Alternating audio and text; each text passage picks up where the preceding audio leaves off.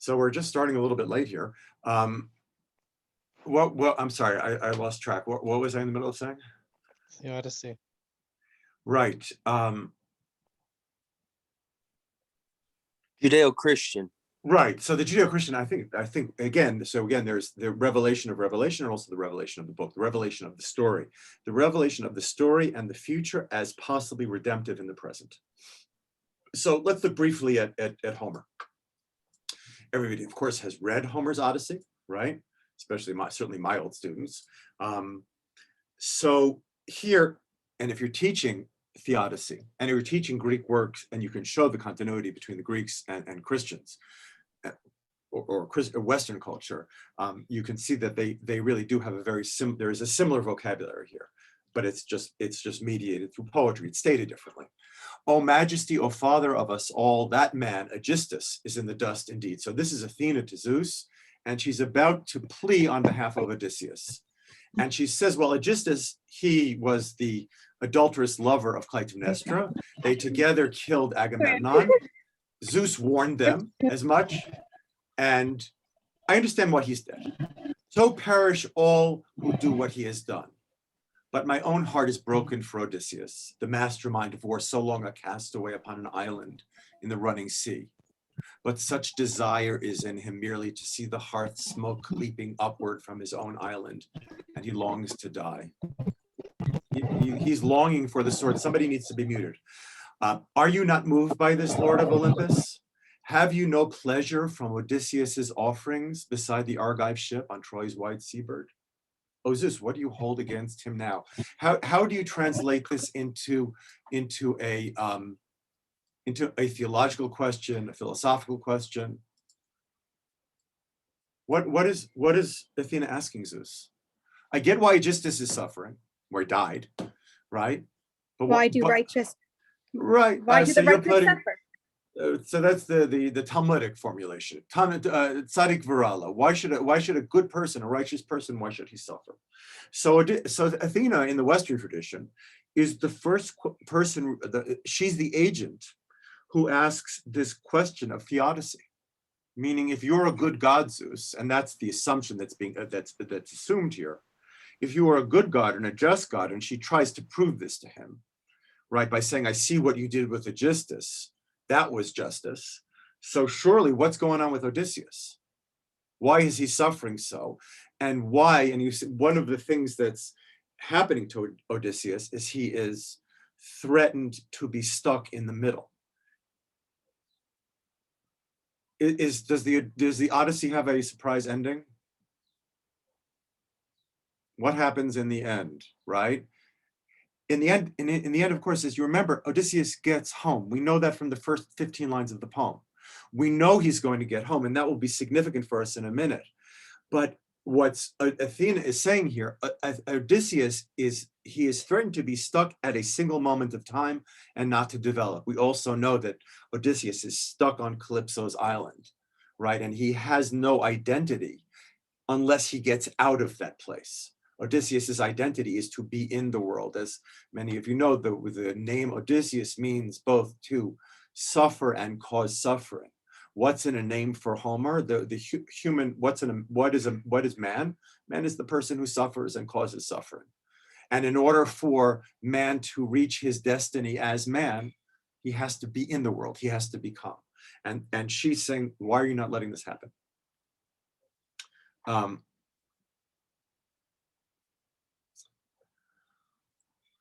So that's the question of theodicy.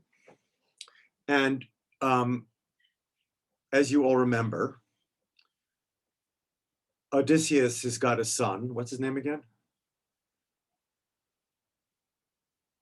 Telemachus, right? And he's stuck on the island with his mother Penelope, and the place has been overrun by suitors who are eating and feasting and drinking off the estate of Odysseus. And Telemachus is basically, without his father, he's basically completely rudderless. He's living in a fantasy world. In a way, you can think that Hamlet has modeled some of it on Telemachus.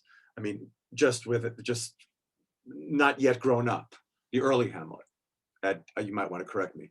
But anyway, so there are suitors on the island, and Telemachus is present, and a gathering of the suitors, two eagles swoop down. And the question then becomes, for the people who are gathered, is how do we read this? How do we read what we just saw?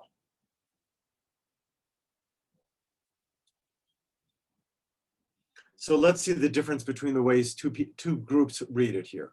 Hear me, Ithacans. This is this guy named Halitherses, the good guy, right? Hear me, Ithacans. Hear what I have to say, and may I hope to open the suitors' eyes to the black wave towering over them.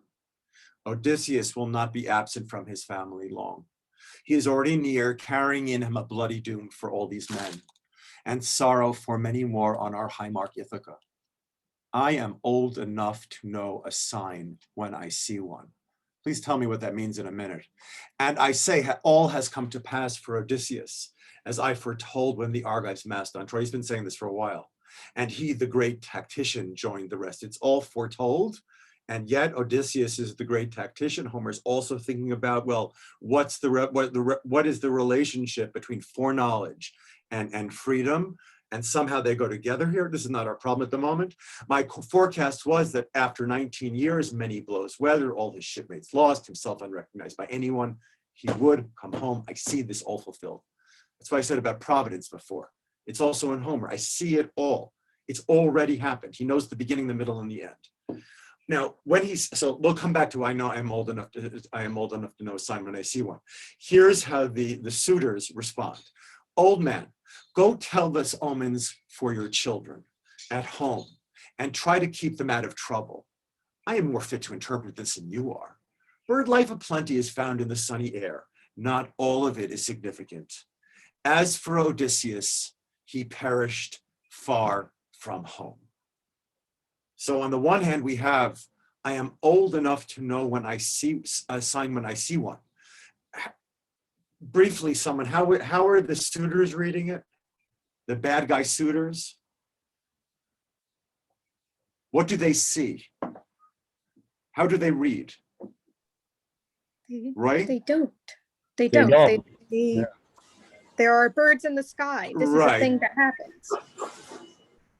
Right. This is they're watching the Weather Channel, meaning it's read as part of a world in which there is no significance. Right. There's no significance to that world. And Halitherses, I keep on thinking that sounds like some kind of like mouth disease or something. Halitherses, he says he knows a sign when he sees one. What does that depend upon? His age. He's old enough to know. So he's good. So he's old enough to know he's got experience. So the question is, what does experience give him? What does experience allow? The ability to read. Right. Well, what does he know? To interpret. What does he? Yeah, but how come he knows? How does he know how to interpret? And what does it mean? Another question I was asking is, what is the difference? A sign is not a metaphor, right? A sign is something very specific, right? What a sign signifies something else. Communication from the other. Okay, all right. I mean, but think about the terms that Halitherses is using, right? I know a sign when I see one, and and the reason he knows a sign when he sees one is because he's seen the beginning and the end. And he knows he knows how this sign reads in relationship to the end. Right. Now, for the suitors, that is not a possible way of being. The way of being of the suitors is entire, people say, what's so bad about, fulfilling your desires? It's total self-absorption. It's absorption in the self to the point where there is nothing beyond the self in any sense, spatially or temporally, right? That's what they represent. So would they represent what's in the middle and between the tick and the talk? This like present moment, self-obsession. I think they're all in the middle. if we were in all Ithacans, all Greeks are in the middle. Everybody who is a Greek is in the middle because they live in this world they live in the world of suffering. And that's what that's why Homer's Odysseus is the person who suffers. This is the nature of human reality. And the question is, forgive that term, this is the nature of human experience. And the question is, can it be redeemed in any sense? Is there a way in which it can be redeemed? So interestingly, so let's now look at another scene of reading. Okay? Can I say something? And this is, yeah, go ahead, Ronnie, yeah. I think maybe it's, Yalla. we're all in the middle, but the question everywhere is how engaged people and in what. People that were engaged in reading. Okay, we're going to come back. We're going to come back to it. I want to keep distinctive what's distinctive about Homer. And I said all Greeks for a reason. Ben, yeah? Well, I'm thinking about. I just want to say I'm a Zoom Nazi. I want you to participate, but I am going to interrupt you. That was a Seinfeld reference and not some horrible Holocaust reference. Yes, Ben. Okay. I'm thinking about Tiresias because of the mention of the birds, right? Because Tiresias, he foresees, Tiresias processes the tick and the talk and everything in between, specifically using bird formations. And so this character. Well, he knows. Yeah, go ahead. It's already gone from me because you've scrolled down and I can't retain that name. But Halitherses, yeah, go ahead. Halitherses is aware of this tradition of divination, which is kind of like the book that we were alluding to in the Mon passage. So in other words, Halitherses is participating in the text of Greek culture, and the suitors are not. Okay, right. That's right. And Odysseus getting home is very much part of that culture. And let's look at a couple of more things from the Odyssey. So here's Odysseus, and he has his doubts at the very end whether he's going to actually be able to to triumph. It's just him and his son and a couple of friends. How is he going to beat all of the suitors? So he calls out to Zeus for a sign. He prayed thus, and the mind of Zeus in heaven heard him. He thundered out of bright Olympus down from above the cloudlands in reply, a rousing peal for Odysseus. Then a token came to him from a woman grinding flour in the court nearby. I've seen that translated as omen as well. His own mills were there, and 12 maids had the job of grinding out whole grain and barley meal, the pith of men. Now all the rest their bushels ground were sleeping, one only frail and slow kept at it still. She stopped, stayed her hand, and her lord heard the omen from her lips. O Father Zeus, almighty over gods and men, a great bang of thunder that was surely out of the starry sky, and not a cloud in sight. It is your nod to someone. Hear me then, make what I say come true. Let this day be the last the suitors feed so dainty in Odysseus's hall. Now, Homer is dramatizing a scene of reading. He's really dramatizing two scenes of reading. Odysseus asks for a sign. And the sign, it turns out, is somebody else reading the sign. It's interesting what you just said, Ben, as well. It's the somebody else reading the sign of his homecoming that allows him to go home. The sign is not, oh, there's the thunderclap. Zeus is rooting me on as he does from time to time. The sign is that somebody else is reading Odysseus's future. And because somebody else is reading Odysseus's future, Odysseus feels compelled to read his own future. There's a book by Bernard Williams called Shame and Necessity. And he makes this argument that really everybody's getting it wrong when they say that, the Greeks don't have any conception of free will. Odysseus has a conception of free will. And he does. But the conception of free will that he has is one that will lead him to his already pre-known end.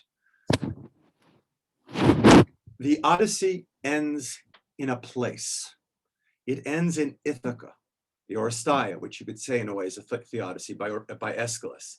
It ends in a place, in Athens, right? That's why I said before, all Ithacans or all Greeks are in the middle, but this is a very Greek story. It's located in place. And why is it a Greek story? Because it's located in place. The conception of time is finite. Even though Zeus, there is, and this is another thing we should understand about Judeo-Christian culture, Judeo-Christian culture introduces the infinite, right? And that's so much a part of either the way we think or we acknowledge other people think. But it's the infinite is absent here. And for us as readers, also Ronnie, why I stopped you before, for us as readers, we already know where Odysseus is going, right? And we know he'll get there. How do we know he'll get there? Because Homer tells us in the first 10 lines of the poem. We know he'll get there. And the genius of Homer is that we simultaneously feel the struggle of Odysseus at the same time knowing he's getting home, right? Everybody remembers the scene in book 18 where his handservant, a maidservant, who doesn't recognize him, washes him, and she identifies the groove in his leg. And right. we're waiting with such amazing tension for this revelation, and then Homer just delays it. And we experience in the delay, we know it's coming, but nonetheless, the delay itself creates, I guess, a certain sense of the human stress or unsureness about whether the end will come or not. And maybe the satisfaction of literature, of comedies, we know it does come in the end. And when it does come, it's like, oh yeah, right? Yes, Ed. I feel that the suitors, in their hubris, the dramatic irony is that they unwittingly prophesy Odysseus's return right. without knowing it, because the entrails of dead birds is how you prophesy the future. And then the suitors refer to living birds in the sky, saying they have no significance. But living birds in the sky return home to Earth and return home to their nest. And then they misinterpret the fact that Odysseus is dead, like the dead bird that you could prophesy won't return, because he's actually alive like the bird in the air, and he will return to Ithaca like the living birds who do have significance return. So it's not that they're not reading, they're bad readers. They're reading the wrong thing. And the suitors in the end, I mean, they are, Homer says, at least in one of the translations that I saw, that Odysseus puts them to book, right? And that's a way of saying he brings about their end. Again, but I want to focus on, as we move to the Judeo-Christian tradition and kind of back to Rabbi Akiva as well, is that as readers, we watch others read. Now, and we participate, empathize maybe with Odysseus's uncertainty, but we know the end. Now let's turn to Milton, okay?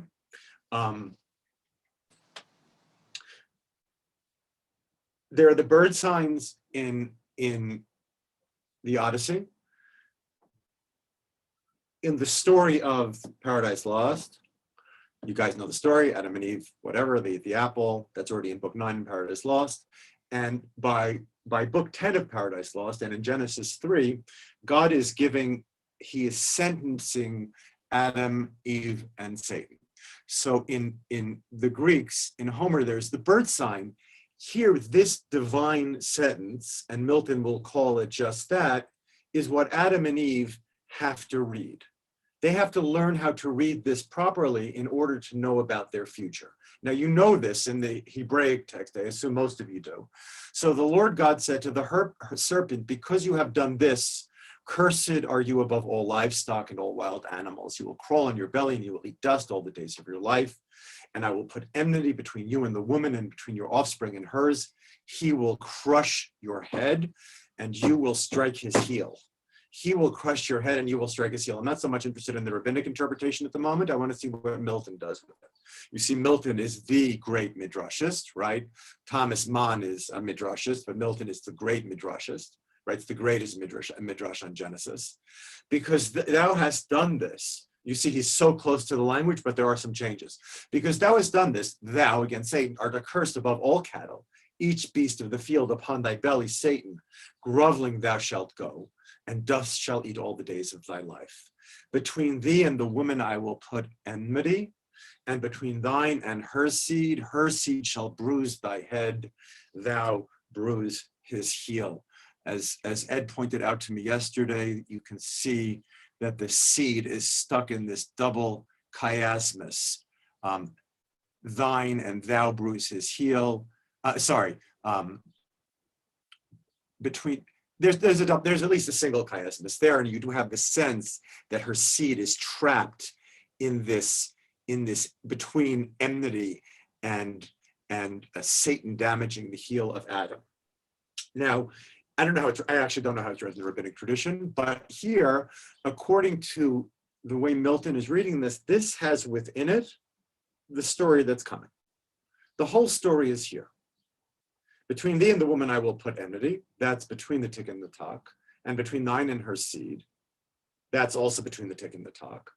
Her seed shall bruise thy head, thou bruise his heel. You note here that just to make problematic assumptions that Milton is a horrible sexist, you see that he does the most significant change that he makes. It says, you will strike his heel. And here in Milton, it's her seed shall bruise thy head.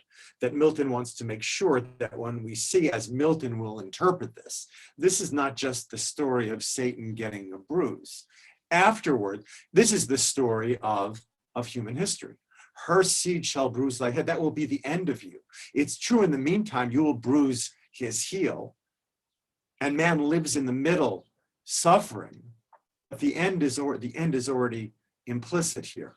It's interesting that for Milton, whatever is built into the end for Milton is associated with the feminine. Now, Satan reads this and he says, big deal. I don't care about a bruise. What's a bruise? Now, Satan in a way is just like the suitors, right? I mean, Satan is, no matter how much he's a romantic figure in many people's imagination, for Milton, he is the ultimate narcissist. All he can see is the world as a repetition of himself. And therefore, he is a literalist as a reader. He does not see anything beyond the material. The sign doesn't mean anything more than what it is. There just is what there is. And it's the ending, which Satan denies, that gives meaning to the middle. You know, I'm not only saying this is true, as I said at the very beginning, this is true for novelists. This is true for people writing stories. I have a beginning and a middle and the end. And in the end, where I'm getting to, in some sense, is going to inform how I'm going. It's true, I think, of most reliable genres have that sense of an ending built into them. And part of the inheritance, and this is from Rabbi Akiva through Paul and Augustine to Milton and Locke, is that it's not only that there is a story that's being told in a book, it's that every single person's life is a story. I think that is Milton's real contribution to the West, is to imagine the self as a form of writing. In Paradise Lost, Milton said God is the author of all things, but Adam and Eve are authors to themselves. It's a paradox which is hard to work out, although I think a little bit of what we've already suggested might add up to it. But let's see why the feminine has to be included. So after all of this happens, Satan's a literalist. He says, I don't care about a bruise, no big deal. He has no sense of the future. Adam, after the fall, says the following: why am I mocked with death and lengthened out to deathless pain? How gladly would I meet mortality my sentence and the earth insensible, and how glad would lay me down as in my mother's lap. So it's echoes of Samson, I think also of Richard II, just giving extra resonance to what Adam is saying here. Adam says, I just want to die. And then he goes on saying to Eve, with our hands, his office on ourselves. Why stand we longer shivering under fears? Why should we be afraid, anticipating death? That show no end but death, and have the power of many ways to die the shortest choosing. Destruction with destruction to destroy. What's the line in the Donne poem? Death thou shalt die, right? In Donne, there's a kind of triple mention of death, but death itself dies. Here, Milton's Adam wants to kill death somehow, just adding destruction to destruction. So Adam, at this point, has narcissism of Satan. He cannot imagine a future. And all he wants to do, because of Adam's total narcissism, the first thing he does is blame Eve, right? And he sulks. And he says, oh my God, if we keep on living on, or everybody's going to turn, all my children are going to look back and say, remember what Adam did, right? All he does is just think about himself. And then, of course, when Eve comes, really pleading with him as a human, out of my sight, thy serpent, he totally objectifies her. She becomes evil. And by objectifying her as evil, he, of course, puts off any responsibility that he has, right? You did it. You're the source of metaphysical evil. I had nothing to do with this.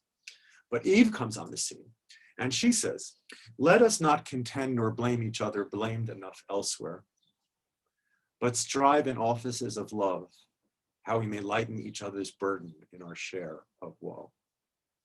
That's why the feminine has to be included in Milton's salvation, because the masculine is not capable of this by himself. Then let us seek safer resolution, which methinks I have in view, calling to mind with heed part of our sentence, that thy seed shall bruise thy serpent head. Piteous amends, comma, unless be meant whom I conjecture our grand foe, Satan. So Eve advises Adam, we're about to get kicked out of here. Let's move forward. And she recalls the sentence that thy seed shall bruise the serpent's head. And she says here, piteous amends. And she also is being a literalist. Like, what's the big deal? A bruise for a bruise. That's not fair. Unless, and with the unless, you see, with the unless is the possibility of something outside of the literal. Unless be meant whom I conjecture our grand foe, Satan. It's Eve who realizes the non-literal possibilities of language by realizing there's a future. It's also interesting. I mean, it's true that Milton's reading is gendered. Adam is the one who reads everything else through the rest of it. But he is utterly unable to do anything before Eve comes to him. That he is unable to read anything outside of himself. And he's only able to read something outside of himself, to read that sign that Satan misreads. Adam misreads it again and again and again. He says, oh, I want revenge. And of course, it's not about revenge. Adam is still in Shakespearean drama. Adam is still in revenge plays. And what he has to get to is the idea of not revenge, but of a future. Not of revenge. I mean, revenge is the ultimate destruction of relationship. And Eve and Adam cannot interpret when he's not in relationship, which is a very, very important thing for us as students and teachers. That if it's not an ideal in the classroom for you to get your students to hear you, for you to hear them, and for students to hear each other, if that's not a guide, then you will not teach other people how to read. Because if there's a total culture of a hermeneutics of suspicion, that anything that you might say to me is possibly disruptive to my personal identity, once there's that emphasis, there's no turn outwards. And we see the extremes of this in certain versions of identity politics, thank God, not in Israel really, but certainly in America. And Milton is saying here, in order to understand, you need to be in relationship. In order to understand the divine, you need to be in relationship.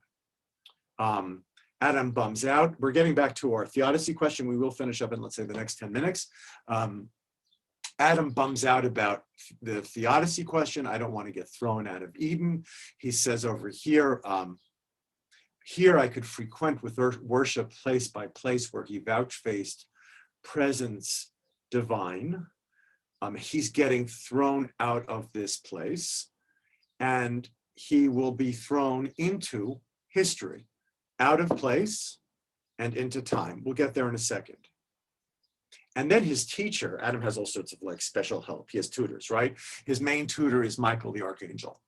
And Michael says to Adam, after a long series of scenes from biblical history, which Adam misinterprets at every single point, right? When he sees Cain kill Abel, he says, oh, that's it, no justice in this world. And Michael says, wait. When he sees Noah's Ark sinking, oh, that's the end of this world, right? Adam's constantly looking for the end. But Michael teaches him something, he teaches him how to read. Yet doubt not, but in valley and in plain, God is as here, and will be found alike present, and of his presence many a sign. God is as here. Let's continue. We'll come back to that as here. And then Michael gives the farewell speech to Adam. Only add deeds to thy knowledge answerable. It's not enough to just have good ideas. You have to be a good person. You need to emphasize action. And we know the Hebraic aspect of Protestantism.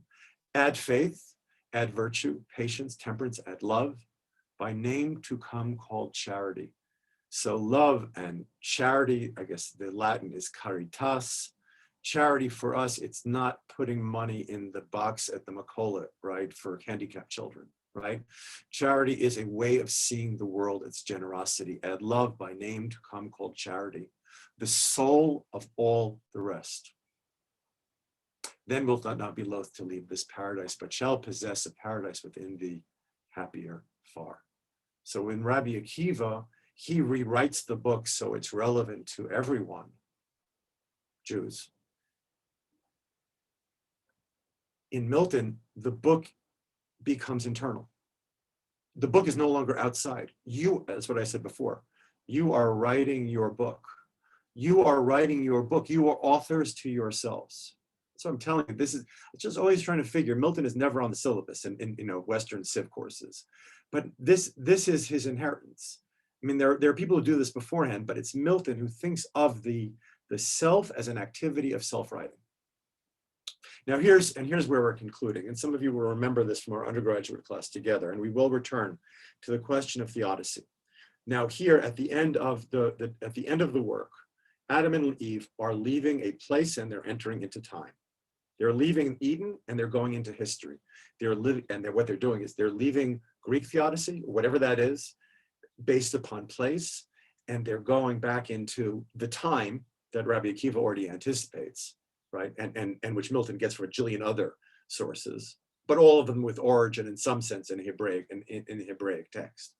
But there's this movement into time. The world was all before them, where to choose their place of rest and providence their guide. They hand in hand with wandering steps and slow through Eden took their solitary way. The world was all before them, yea, where to choose their place of rest. Yay, yay, boo, right? Their place of rest, meaning they get to choose, which is always good in Milton, their place of rest, where they're going to hang out, their place of rest, death, and providence their guide. They hand in hand with wandering steps and slow through Eden took their solitary way. Now,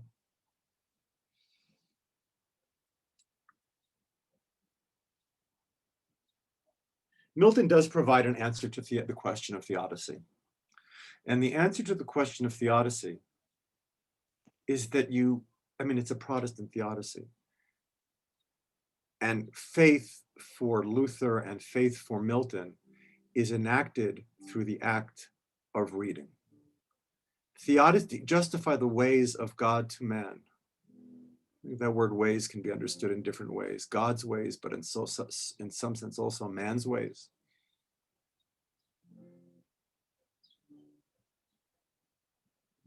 So Adam enters into history.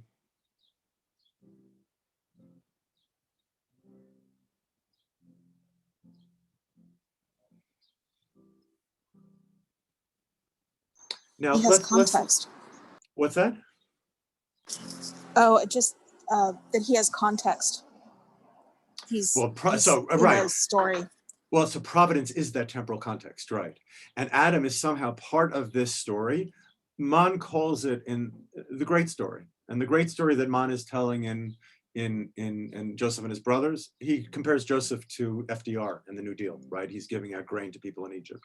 The great story for Mann is the same story that Milton is telling.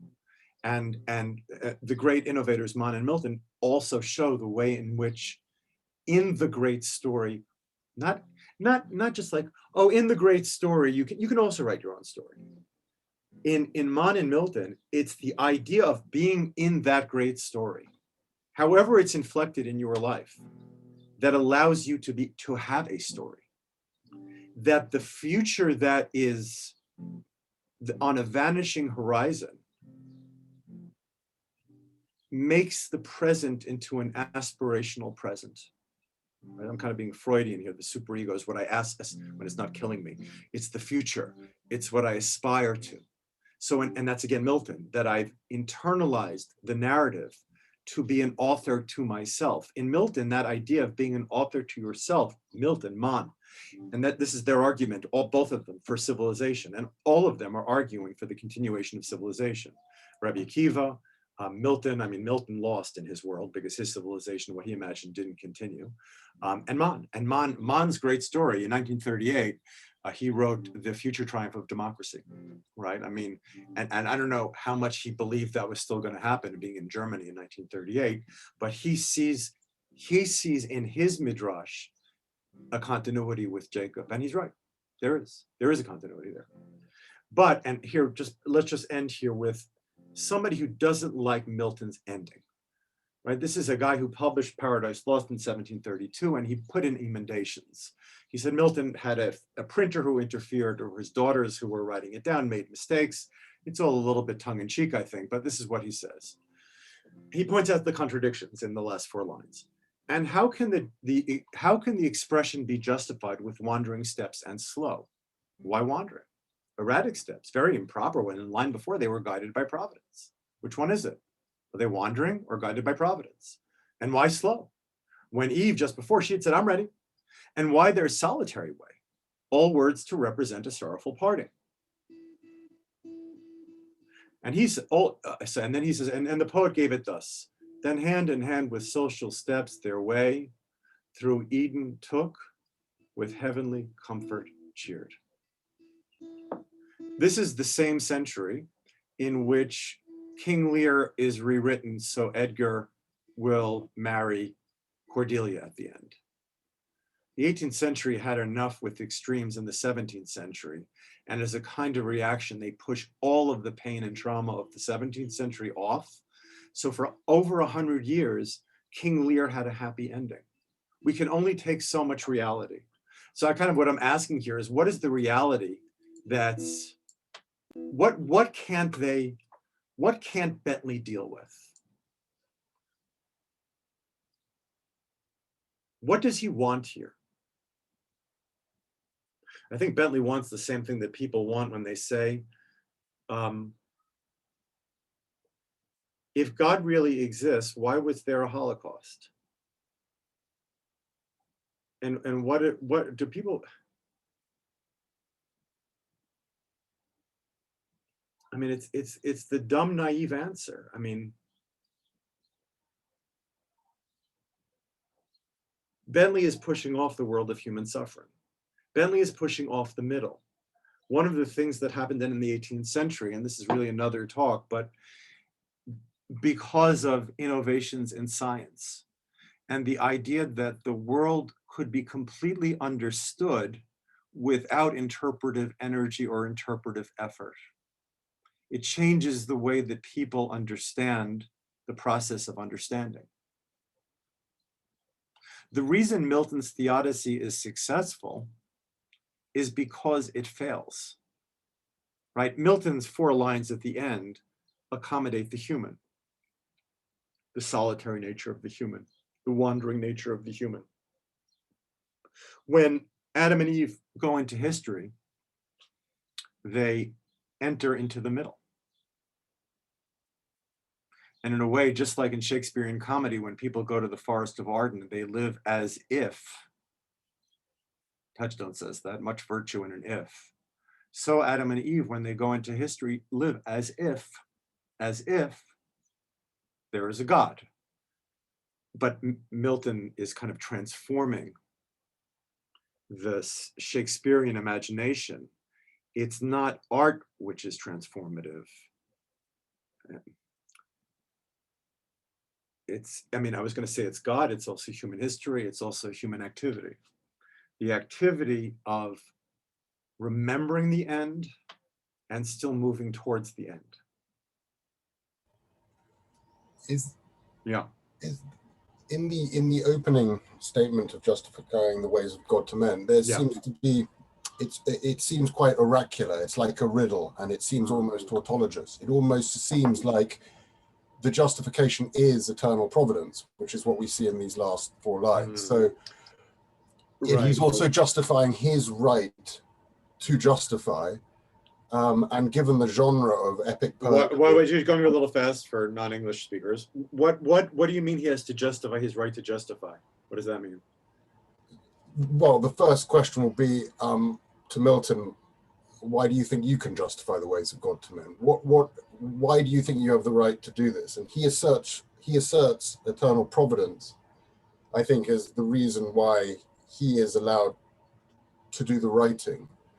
So, first of all, you're just pointing out the tremendous amount of chutzpah that's involved in this, and that Milton believes in a kind of sacred poetics. I think all midrashis, as I was saying earlier, all midrashis believe in a sacred poetics. And what I mean by that is some ability to go back into the past, to a sacred past, and bring it into the present in a way which is both faithful to the past and faithful to the future. And that's an assumption that most people stopped making after the 17th century. Hobbes certainly doesn't have that assumption. Language is it's a means of signification. But Milton has an idea of sacred poetry. And Ed, you're also right pointing out there's enormous chutzpah in that assertion. And I think he's justifying the use of the genre. So to use epic poetry to come up with the metaphysics of a sort of Christian revelation, justifying the way he's writing as well as how he's writing, marrying that neoclassical tradition with the Christian tradition, which I think he's very self-conscious of. Right. So what you're calling the neoclassical tradition, that would go back to the temporal frame of Homer, right? Things are, there's no infinite. And the introduction of the infinite, it's interesting that the introduction of the infinite changes the finite. And and the Reformation is another time really where the infinite comes back with a vengeance, right? Because the reformers think that the Catholic Church has taken the infinite and totally domesticated it inside the walls of the Vatican, meaning through the aesthetic of images embodying the spiritual or the non-physical. And Luther kind of lets loose that experience of what can't be understood, what goes beyond. That's Hamlet in a way.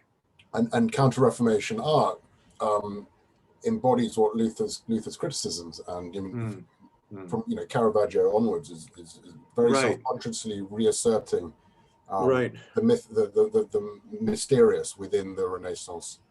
Right. I do want to emphasize that one of the things that comes out of this really, and this really goes back to Rabbi Akiva, is that theodicy is not answered through an answer. It's answered through a question. It's answered through going back to the past and reading. The thing that's great about Milton is his universalism.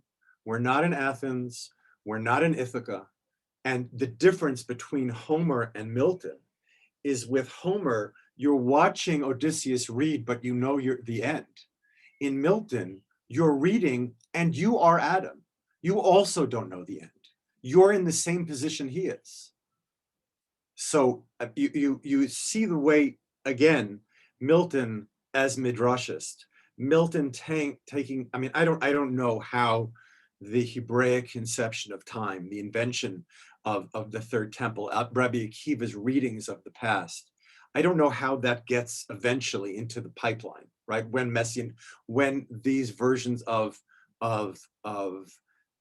history with a sense of an ending informed by the infinite, how that gets down to Milton. But it is also what we have is also what we have inherited ourselves. It's part of, in a way, we've inherited the world where the individualism of Satan, and this is why Milton loses in the end, is because Adam is not every man, Satan in the end is every man, meaning everybody writes their own stories and has their own big stories that they're part of. And that I think, coming back to where we live, that is the liberal world that we try to live in today, where one of what we have in common is the universalism of acknowledging that we have stories that define us. And we know and Locke basically says after Milton, sorry, dude, we can't do that anymore. You want to have like your one story, but if we do that, we're going to have another civil war and we can't have that. So Locke, the most boring, but one of the greatest philosophers, is basically saying we have to get rid of you in order not to have absolutism and fascism. I mean, he doesn't have that in his vocabulary yet. And it's the beginning of toleration, which Milton is himself not ready for because he has a very closed system, right? Even though he's a universalist, his universalism at the end of Areopagitica, you remember, he says, of course, I don't mean papist and atheists. And of course, he doesn't have to say Jews because it's a call v'chomer from the papists, right? I mean, he lives in a kind of exclusive world. But in the end, Milton does open up that world of many stories, and Locke comes in, and the founding fathers develop it further. What are the safeguards by which we protect the right of people and communities to tell stories? And one of the challenges that we have in our classroom, and this goes back to what I was saying about being in relationship in order to know how to read, is that if you can't, in a classroom of difference, acknowledge people that are different from you, you will not be able to acknowledge a text that's different from you. So we're really teaching in American universities two kinds of illiteracy. One kind of illiteracy is the illiteracy of not being able to read outside of oneself because it's too dangerous and too risky, and I get it, right? And good teachers have to, in a way, be they have to be mediators and protect people from their defensiveness. That's part of it in a way. But another thing that has changed the way we read is the way scientific culture infiltrates every possible way in which we read, even as humanists. I mean, we don't read this. We don't read it. As humanists, we don't read this way. But the idea that there is a meaning that is deliverable and I don't have to make any effort to do it, right? Faith, theodicy is the faith in the ending. That is all it is. That's all it can be. Because once you have an answer, then you stopped. And in the two models that I mentioned, the reform model and the rabbinic model, stopping is death, right? For the reform model, stopping is Catholicism, which is worse than death, it's hell, right? And in the rabbinic model, stopping is idolatry, right? So, and that's why, and idolatry, the rabbis ultimately are trying to teach a non-idolatrous way of reading. And a non-idolatrous way of reading means continuing.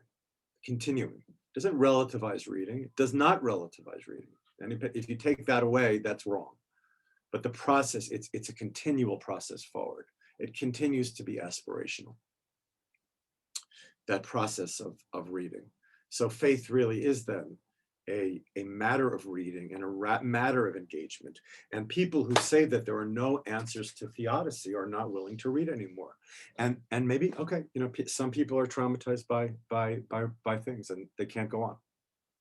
But Rabbi Akiva is a paradigm moment of, oh my God, it's over, right? Catastrophic ending. And yet, goes forward.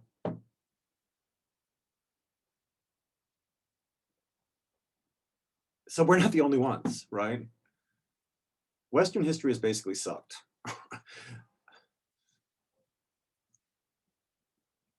And the idea of keeping the ideal alive in the face of a world that seems totally hostile to it, a world of relationship, a world of books, a world of reading. It seems impossible, but that's our job.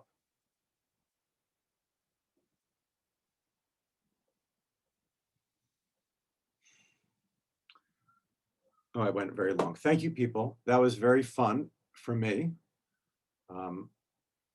thank you for coming along with me. I know it was a little bit less interactive than sometimes we do, but I really wanted to get that off my chest. So thank you for being here. I'll hang out for a little while if people want to ask me any questions. And Meryl, you and I will connect. We'll log off and then we'll log back on, okay? Thank you. Bye.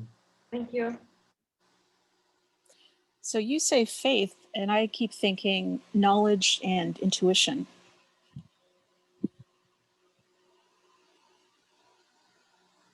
Okay. What is the what is the combination of knowledge and intuition do for you? Okay, so I kept thinking about. I mean, this is a very silly example, but I kept thinking about the Time speech from one of the new Doctor Who series with David Tennant, where he says, that is a popular cultural reference, which regrettably I'm not getting. Okay, so you should watch this episode. I can't remember. Okay. You could flag it you for could me. probably, Okay.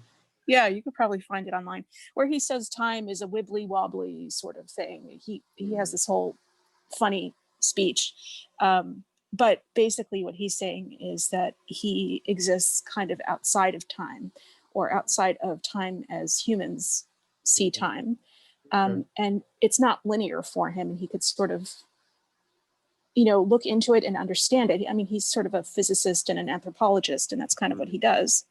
And I think it's, I kept thinking as you were talking that's what you were talking about, that ability to sort of step outside of yourself as a human, as part of the cycle of time on planet Earth, which is, you know, the seasons and farming and that sort of thing, to step outside of that and look at historical context and look at, you know, and to read, as you were saying. So I would look at prophets and scientists as sort of the same thing, in that they're aware of the historical context and they can intuit the future based on I mean, the past. first, there are a couple. So there's the two different things. It's like in the Mishnah, it says that the advantage of Rabbi Shimon is he was able to see Roas Hanolad. He could see what was coming in the future, but it's not just that. And I think Rabbi Shimon is just articulating an Aristotelian principle of experience, right? Now, he's not being mystical. He pays attention. He pays attention and he knows what's going to come. But I don't think it's just that there's this sense of and for Jews, and certainly in the Christian tradition, there's always the sense of you cannot aspire to that divine perspective. And Paul in Corinthians is the most famous articulation of it. Now we see through a glass darkly, then face to face. And of course, Paul is playing with the face to face of Exodus, and that itself is a very, very interesting story. But it will, because even in Exodus, it's especially the way the rabbis read the face to face is not unmediated. The face to face for the rabbis is linguistic. So there is always a hesitation. Humans identify what this temporal structure is, but they can never be God. Yeah. So, yeah. Anybody else have any comments?